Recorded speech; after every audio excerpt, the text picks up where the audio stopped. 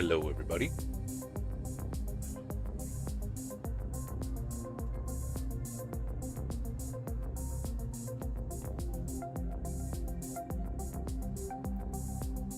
All right, we're going to give a few minutes for people to get in, and then we'll get started on the drivers meeting.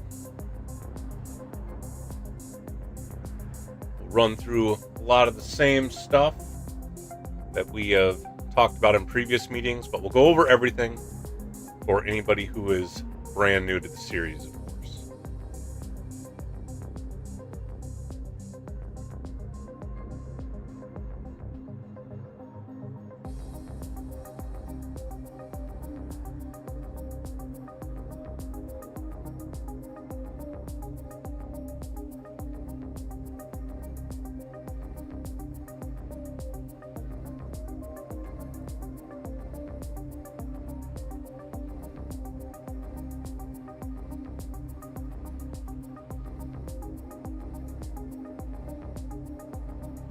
Hey, Pyro, I see you in chat.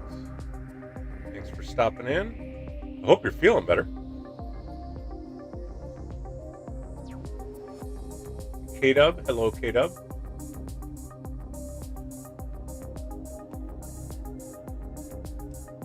Just going to wait another minute or two, and we'll get started.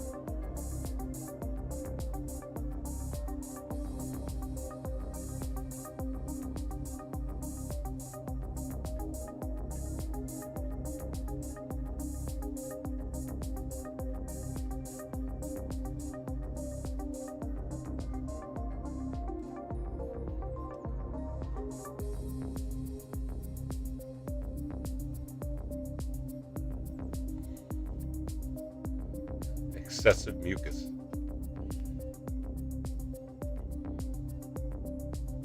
Well, Pyro, we just want you to get your voice back and feel better overall, of course.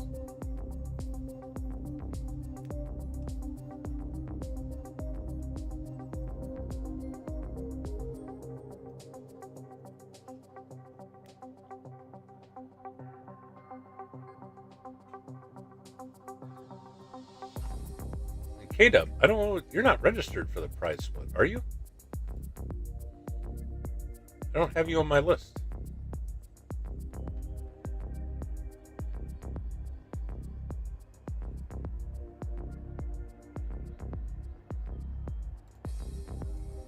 Unless you go by a different name and I'm just dumb.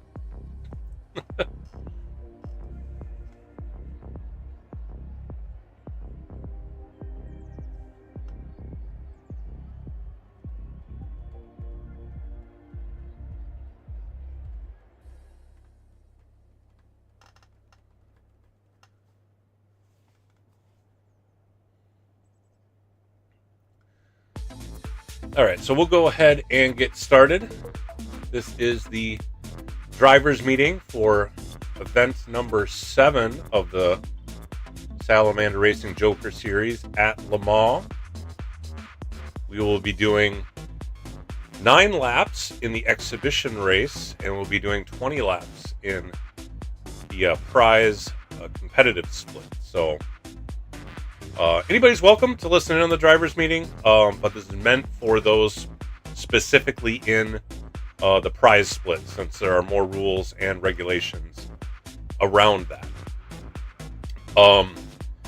The prizes, big shout out to our sponsor, 4D Racewear. They are providing the 3 prizes that we'll be giving away to the top 3 finishers at the end of the prize / competitive race. That is a set of their reactions shoes for the first place finisher, a set of gloves for second place, and a set of their prototype shoes for third place. So big thank you to 4D Racewear. Definitely go check them out at 4dracewear.com. They got good products. If you want to buy anything from them, use code Salamander10X at checkout for 10% off. For anybody making a livery for the event, it is highly encouraged to use the 4D Racewear decals, but it is not required. But we would appreciate you putting it on the car somewhere. For those that are registered for the prize split, I did post in the Joker Series prize split channel on the Discord server to have you like that message in order to confirm that you will be showing up for the race on Thursday evening. Anybody who doesn't like that message, I'll be reaching out to them directly, but you can easily confirm by just going to that channel, liking the message where I requested it, and that will I'll mark you down as being confirmed, and then I know to expect you, and I won't have to send you a DM and harass you asking if you're going to be there. So if you guys could do that, that would make things simple. On race day, when it comes to the competitive split, well, first and foremost, these races are going to be longer than the ones that we have done before, so we are only going to be running 2 races. One exhibition race and then the one prize split race. The prize split being 20 laps is going to take us about an hour and 15 minutes to complete the race. So plus, 10 minutes of qualifying, and our pre-race stuff and the break in between the 2 races. We're only going to have time for the 2 races. So if anybody wants to show up early to run in the exhibition race as a practice, you're going to need to be there right around 7 p.m. Central. It'll probably take us about 15 minutes to get through the pre-race stuff before we get going with qualifying, but for those that want to run that, you're going to want to be there early. We won't be running a second exhibition race. I'll be posting that as an announcement in the regular Joker Series channel, so for anybody who does plan on just showing up for only the exhibition race, they're going to need to try to be there right at 7 p.m. Central. When it is time for the competitive split, it will be a private lobby.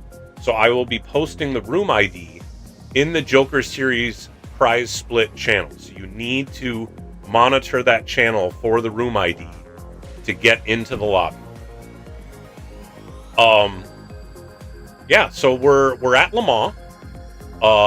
At Le Mans, much like we had at Catalunya, there are 2 Jokers. The 2 Jokers are the 2 chicanes. We are running the no chicane layout, and the 2 chicanes are your 2 Joker laps.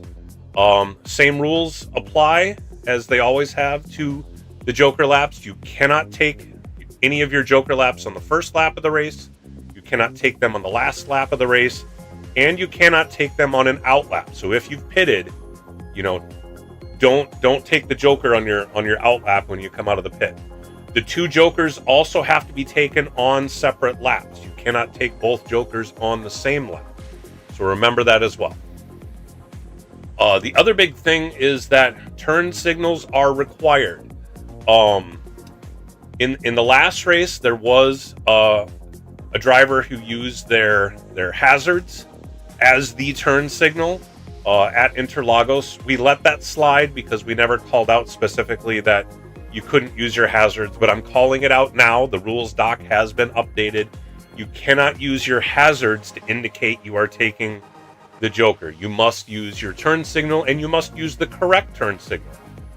Here at Le Mans, there is a Joker lap on the right and a Joker lap on the left, and you have to use the appropriate turn signal to indicate which of the Jokers you will be taking. There is a invisible commitment line, which I've outlined in the Le Mans document. So definitely look at the Le Mans document. Also watch the Le Mans walkthrough video. I've got links to the doc and the walkthrough video in the description to this video, the driver's meeting. You can also just simply find it on the papashouseofgame.com website. Just go to the Joker Series section, find the Le Mans 24-hour race, and you can find the document in there as well. Those commitment lines are important. The commitment line is really the last possible moment that you can have your turn signal on and have it count for the Joker lap. I strongly encourage you to not wait until that final second to turn on your turn signal. Definitely turn it on, well ahead of time. Oh, I have racing tires on. I want to get out on track, so I'm going to demonstrate exactly where these are. But the track is now wet, so I need to have my intermediates on. So what I'm going to do, so in addition, this is basically what I went through in the walkthrough video that you can, again, watch later on. You know, just as, again, a refresher and a, you know, again, just an explicit call out. I do pause that video and draw the line across the road of exactly where you need to have your turn signal engaged by in order to have it count.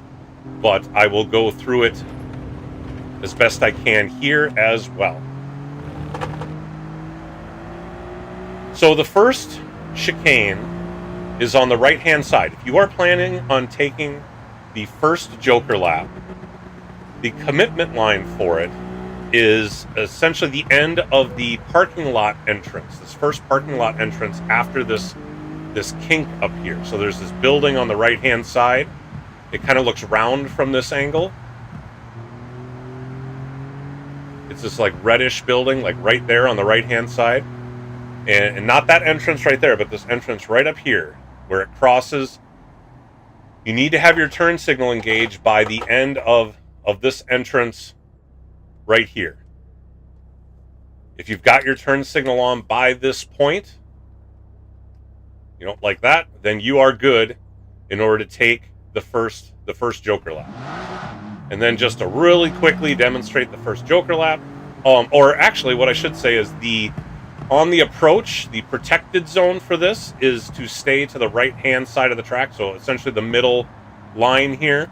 You are considered protected if you stay to the right. All other drivers, you need to be watching for drivers that have their turn signal on or are just simply going really slow. If they're going really slow, you can probably guess they're taking their Joker lap, and you should stay to the left. You need to avoid any drivers that are on the right and are slowing down, you know, on the middle of the straightaway in order to take their Joker lap. If you hit them from behind, it would be your fault. So, again, the Joker lap, it's right here. We're all familiar with this first chicane. So you simply navigate the chicane like you normally would. And when you come out, again, you want to be staying to the right-hand side of the track. And actually on the exit, I am giving you just this line on the outside of the track. This is your protected zone. In order to, all the other drivers just need to avoid running into somebody who's essentially running on the edge here. But you need to stay over here until you've gotten yourself up to speed. These cars can do over 190 miles an hour. So you pretty much need to stay onto the right until you've reached that speed. Or if there's nobody behind you, then it doesn't matter. But if somebody hits you from behind while you're doing 120, 150, while they're flying along at 190, it is your fault for being in the middle of the track when you're not supposed to be in the middle of the track. So there's that.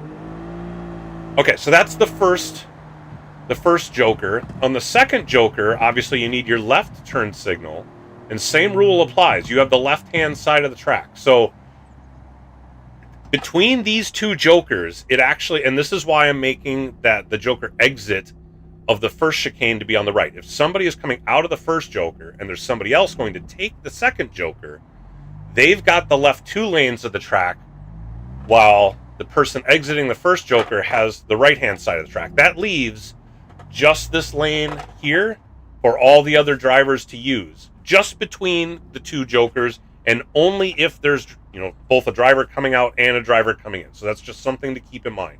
It would be a very special circumstance if we run into that, but it very well could happen. So you just need to be on the lookout. That lane is your good lane.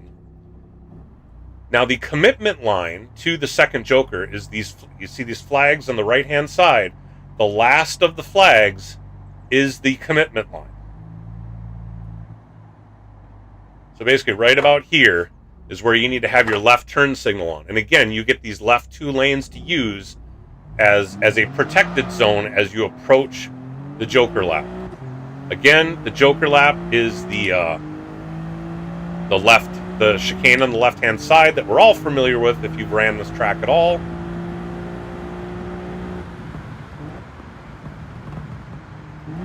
Again, we'll demonstrate that really quick. You just navigate it as you normally would. Normal track limits apply, you know, as they would if you were running this track normally. You need to stay within the dotted lines here. And there you go. And then the same rules on exit. So once we've exited the second Joker lap, you again have this far left lane. That's your protected zone. Now all the other drivers have the right 3 lanes to use to, you know, battle for position, make passes, all that kind of stuff. You want to make sure to turn off your turn signal when you are done with your Joker lap. One of the penalties that we incur is that if you have your turn signal on the approach to a Joker lap and you don't take the Joker lap, that's considered aborting the Joker lap, and you will get a time penalty for that. So do not forget to turn off your turn signal. And again, the drivers here need to stay in this far left lane all the way until they reach you know, the same speed as everybody else. When I timed it, these cars weren't able to get all the way up to 190 miles an hour by the time, you know, you get to the braking zone. So really you have to stay to the far left all the way up to the braking zone. And then within the braking zone, you've got all the same distance as everybody else. So again, if you and another driver are approaching the braking zone at the same time, you just need to be careful that nobody's, you know, moving under braking and getting into each other's way. So, you know, just stuff to keep in mind. Kind of the same rules apply within the braking zone as normal. So that is that's the rules for taking the Joker laps. See, there's a question, is what is the car? There are 3 different cars to use. They are these 3. The Alfa Romeo Giulia GT Am from 2020, the Ferrari 430 Scuderia from 07, and the Lamborghini Gallardo LP 560-4 from 08. On the website, I've got it outlined what the 3 cars are, so you can always reference it there as well. But those are the 3 cars that you can use. Racing medium tires are required at some point in the race. All tires are allowed. Of course, you're going to want to have rain tires because this race will begin with enough rain that you are going to need rain tires. So just something else to keep in mind.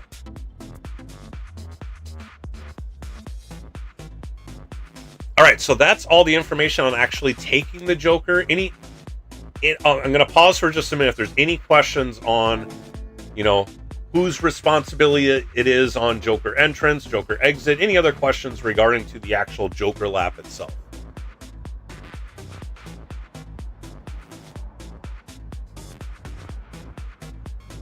Or anything else I've talked about up to this point.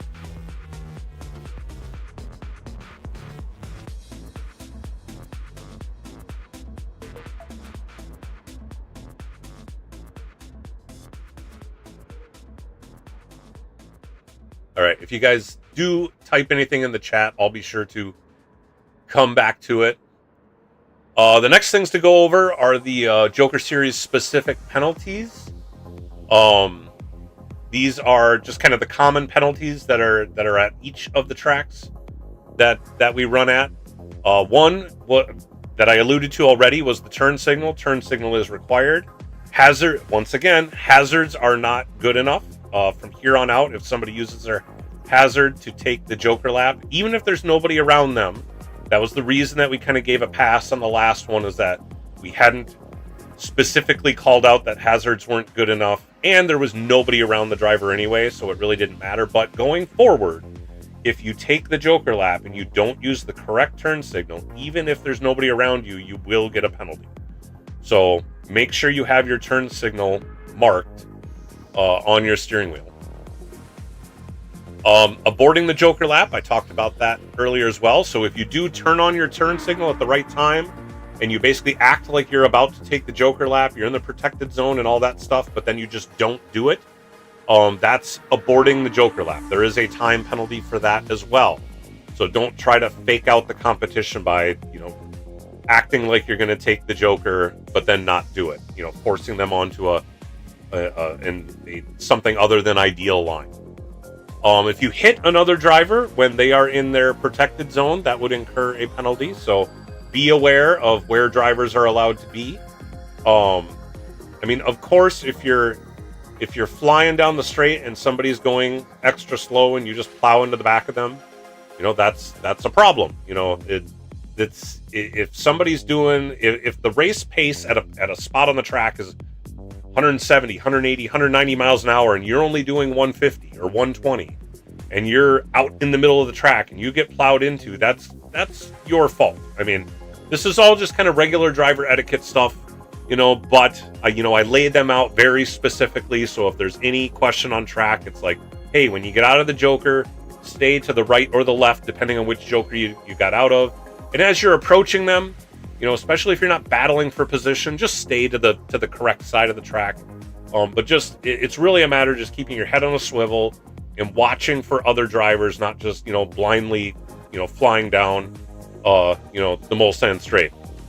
Normally on this, especially if there's nobody around you, you can have a sandwich, really, while you go down the Mulsanne Straight. But while running in the Joker Series, that may not be a good idea, because somebody could be going much slower up ahead of you, and you need to be on the lookout for them.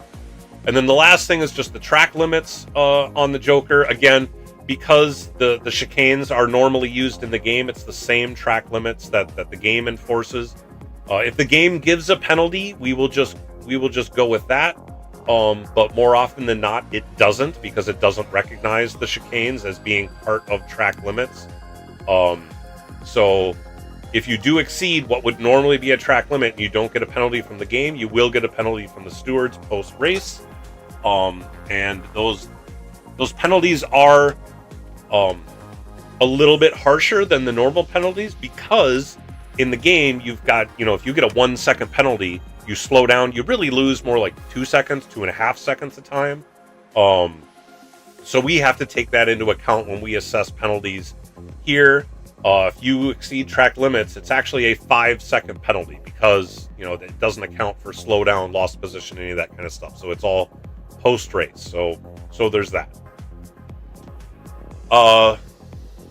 Then the next thing I talk about is incidents. If you do have an incident on track, you feel that somebody was driving against the normal, like, driving etiquette kind of rules, did something egregious, punted you off, dive bombed you into a corner when they didn't have position, and bumped you off track or spun you out or something like that, and it was, you feel it was the other driver's fault and that you are blameless in it, you can open an incident. We do have a Joker Series tickets channel.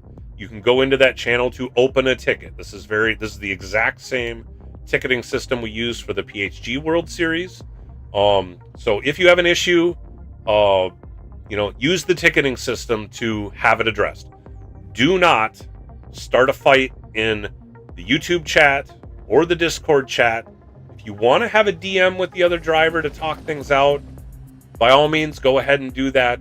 But if somebody starts harassing or using, obscene language and stuff like that, even in a DM, we will consider that as part of the ticketing system. So just play nice, don't be a jerk. I get it. You get hit off track, you can be all hot under the collar. You might think they were out to get you. They probably aren't. Let yourself cool down and come back to it later, and talk about it. It's best to, if you did something wrong and you want to issue an apology via a DM, go ahead and do that right away. If you're mad at somebody, just wait till the next day before you even DM them to talk about it. Just cool off a bit. I don't want to have people fighting and just doing. I just would like to avoid that. We're all human beings here. Let's act like decent human beings. We haven't had any of that in the Joker Series, so I'm not calling anybody out. I'm just bringing it up.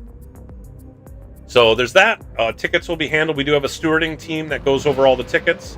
That same stewarding team will also be reviewing the race in its entirety, to watch for everybody taking their Joker laps properly, making sure that nobody violated the track limits while taking the Joker lap. Turn signal usage, we look for all that. We don't look for regular driving etiquette stuff. So really, we're just watching the Mulsanne Straight for incidents there. We're not looking to see if somebody got bumped off in like the Porsche curves or anything like that. That kind of stuff you have to submit via an incident. All right, if anybody's got questions, again, by all means, post them in the chat. What I'll talk about from here on out is just, again, more general information. That was really all the specific stuff I wanted to go over. Some of the general stuff, again, the first race of the night is an exhibition race. Drivers that are not in the competitive split will get priority in the exhibition races. We want to give as many people a chance as possible in order to run in the Joker Series race. So I would say if you are registered in the competitive split, stay out of the exhibition to start with. If it turns out that it's not full, I will give the all clear in the Joker Series prize split channel that anybody who's participating in the prize split can also join the exhibition split. But we will give the other drivers a good 10-15 minutes to fill up as many as they can before we let the prize split drivers come in for a practice. The thing to remember is the lobby settings are different between the exhibition split and the competitive split. The exhibition split is only 9 laps long. The competitive split is 20 laps long. Also, the fuel burn is different for the two, and damage is different. In the exhibition split is just the light damage. In the competitive split, we have heavy damage set. So just remember that when you do a practice, it is not a like for like. Also, the weather settings are different. It's the same layout. It's going to start with rain. It's going to end in the dry. But there are fewer slots. So how many laps it takes for it to dry out is probably going to be different as well. So just something else to keep in mind if you run a practice race using the exhibition settings. We're only going to run one exhibition race, so we don't have to worry about changing cars. You can run the same car in the practice race as you do in the normal one. In fact, I would suggest if you've figured out what car you're going to use in the competitive split, maybe run one of the other ones in the exhibition split, just to make sure that when you have a lobby full of cars, it doesn't behave or act quite a bit different than what you thought when doing your testing. But that's just a suggestion. That's totally up to you guys if you want to do that or not. And that's really all the details I wanted to cover. So give you guys maybe 3, 4, 5 minutes here if you've got any questions. Otherwise, that's it for the drivers' meeting.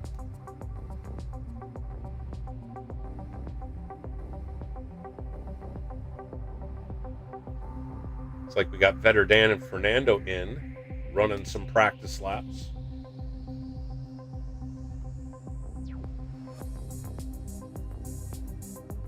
Yeah, if you got any questions, just type them in the chat. Again, I would suggest going to the website, review the settings, the lobby settings, review what cars are allowed, review the rules, watch the walkthrough video. It's very similar to what we already went over here.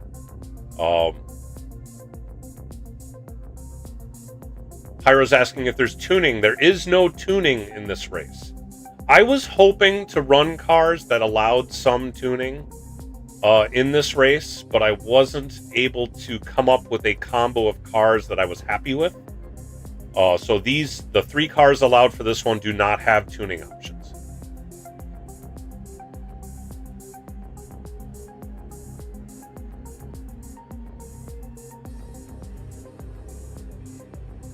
So these will be run stock. You can, and we have BOP turned on, which returns them to stock. So you can feel free to add liveries, wheels, put on the aerodynamic bits. All of that gets negated when we turn BOP on. But you can make your car look cooler by throwing a wing on and all that stuff. That's not a problem.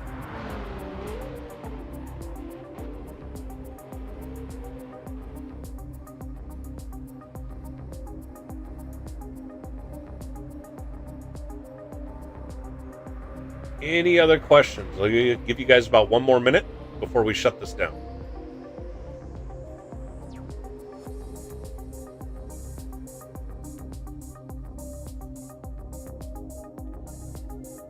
I should say this lobby that I have up right now, this is the exhibition settings, not the competitive settings.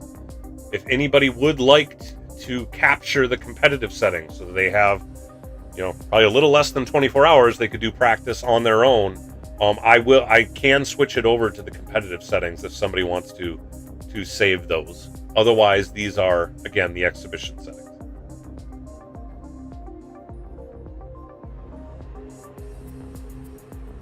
All right, I think that's going to do it. If you do come up with any questions later, feel free to ask them in the Joker Series channel. The Joker Series prize split channel is an announcements channel, so it's restricted to just me posting in there. You guys can, again, react to those, using, thumbs up and stuff like that. But you can't post in there. You can only post in the Joker Series channel. So use that channel to ask any questions, whether it's related to the exhibition split or the competitive split. That's fine. Once again, you do need to monitor that Joker Series prize split channel on race day, because I will post the room ID in there that you will need to join the private lobby. So remember that. And for those of you that are going to be racing tomorrow, once again, if you could go to that prize split channel, I do have a message in there asking for your confirmation that you will be racing. If you could go thumbs up that message, that is your confirmation that you will be racing. Otherwise, I will start sending out DMs to anybody who has not reacted to that is on the registration list, so I know who to expect and whether or not, who we need to wait for and who we don't. So all right, well, that's it. So good luck tomorrow, everybody.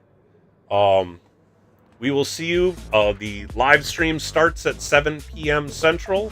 Again, we're only running the one exhibition split. I expect somewhere between 8 and 8:30 Central, we will be starting the competitive split. And it will take, again, it's an hour and 15 for the race. It's really going to be somewhere between an hour and a half, hour and 45 minutes, if you include qualifying, for us to get that finished off. So good luck, everybody. We will see you then. Bye-bye.